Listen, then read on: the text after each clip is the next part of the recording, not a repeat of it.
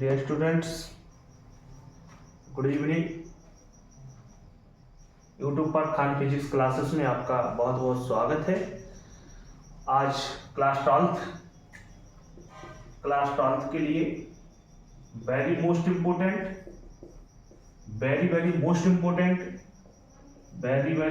Important Gauss की परिमेय या गॉस के नियम का उल्लेख कीजिए। या कई बार इस तरीके से पूछ सकते हैं, गॉस के नियम के लिए सूत्र का निगमन कीजिए या गॉस की परिमेय लिखिए। कई तरीके से पूछ सकते हैं और बहुत मोस्ट इंपोर्टेंट है, तो उसी को आज लेकर आए हैं।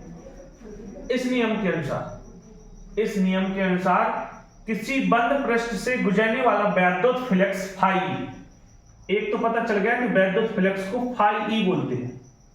किसी बंद पृष्ठ से गुजरने वाला वैद्युत फ्लक्स फाई उस पृष्ठ के द्वारा घेरे गए कुल आवेश क्यू, उसके द्वारा घेरे गए कुल आवेश का 1/ε0 गुना होता है।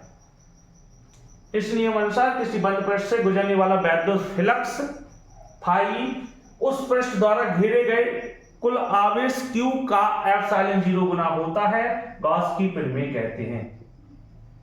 अब या इसको ऐसा लिख सकते हैं, फाई ई बराबर इंटीग्रेट ई की E vector into D A vector या Q अपॉन ε0। अब इसको सिद्ध किस तरीके से करेंगे? 5 नंबर का पूरा है, 5 नंबर के लिए आपको पूरा सब डेरिवेशन लेके आए हैं। माना कि किसी बिंदु आवेश Q पर एक पृष्ठ A के भीतर, पृष्ठ A के भीतर बिंदु O, यह बिंदु O पर स्थित है, प्लस Q बिंदु O पर स्थित है।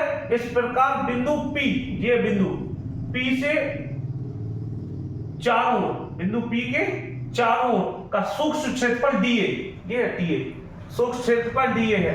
तो बिंदु OP बराबर R, जहां OP है, O से P है, इसके बीच की दूरी कितनी दी है बेटा? R दी है, OP। ये चित्त है, आगे डेरिवेशन है। सूक्ष्म क्षेत्रफल dA से गुजरने वाले बाहर की ओर दिष्ट वैद्युत फ्लक्स d फाई E बराबर E vector into D A vector. गुजरने वाला वैद्युत फ्लक्स d फाई E बराबर E vector into D A vector. और संपूर्ण पृष्ठ, अभी डीए पर थे, अब संपूर्ण पृष्ठ ए पर आ गए। क्षेत्रफल ए के बाहर की ओर गुजरने वाला कुल वैद्युत फ्लक्स, बाहर की ओर जाने वाला कुल वैद्युत फ्लक्स फाई ई बराबर इंटीग्रेट डी फाई ई।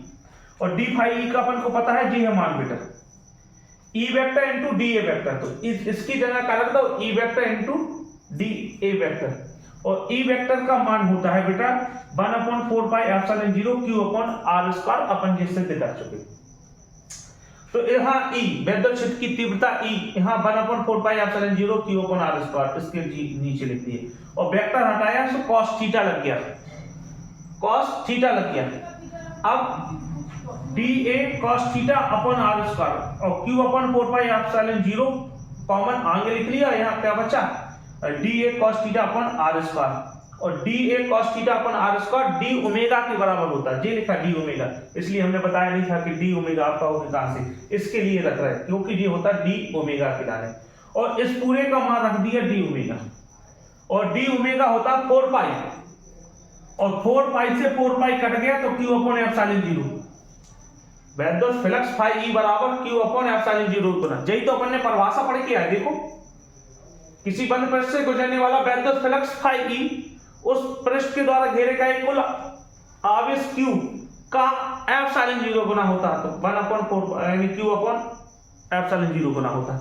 ये अपन ने पढ़ा है, ये अपन ने सिद्ध कर दिया। वेरी मोस्ट इंपोर्टेंट है 5 नंबर के लिए, UP board exam 2025, very most important है गॉस की परिमेय। आपको आना ही आना है, फिर से एक बार रिवीजन में ले लें। डी फाई ई बराबर E vector into D A vector. संपूर्ण पृष्ठ dA बराबर d फाई E वेक्टर को मान रख दो E vector into D A vector. E vector का मान हो 1/4πε0 Q अपॉन R स्क्वायर, ये अपन ने रख दिया। और dA वेक्टर हटाया, dA cos थीटा लग गया, इसको अपन ने कॉमन ले लिया Q अपॉन 4πε0। और इसके नीचे dA cos थीटा अपन आर स्क्वायर, और जो पूरा होता है डी ओमेगा के लिए, और डी ओमेगा रख दिया, डी ओमेगा बराबर होता है 4 पाई, और 4 पाई से 4 पाई कट गया तो बना क्यू अपॉन एप्सिलॉन जीरो। जे अपने गॉस के नियम के लिए सिद्ध करना तो जे अपना आ गया। वेरी मोस्ट इंपोर्टेंट है, स्क्रीनशॉट ले लें, आपके लिए बहुत ही महत्वपूर्ण डेरिवेशन है क्लास 12th के लिए।